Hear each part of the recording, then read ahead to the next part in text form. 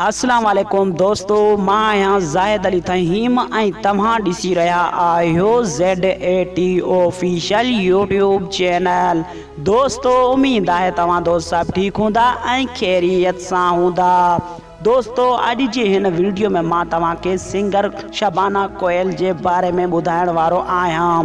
दोस्तों वीडियो शुरू करण खां पहिरियां तव्हां दोस्तनि खे हिकु नंढड़ी गुज़ारिश आहे, जे अगर तव्हां अञा ताईं मुंहिंजी वीडियो खे लाइक न कयो तो मुझे वीडियो के लाइक कयो, कमेंट कयो और चैनल के सब्सक्राइब कयो। जी दोस्तों, मां तव्हांखे ॿुधाईंदो हलां त शबाना कोयल जो न्यू एल्बम अची रहियो आहे, एल्बम नंबर 786। दोस्तों मां तव्हांखे ॿुधाईंदो हलां त हिन एल्बम जो चीफ सिलेक्शन केरु आहे।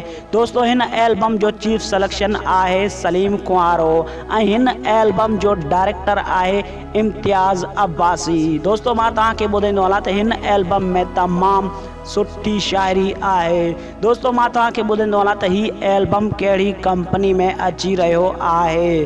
दोस्तों ही एल्बम कोयल प्रोडक्शन में अची रहियो आहे। दोस्तों उम्मीद कयां थो तव्हांखे ही वीडियो पसंद आई हूंदी।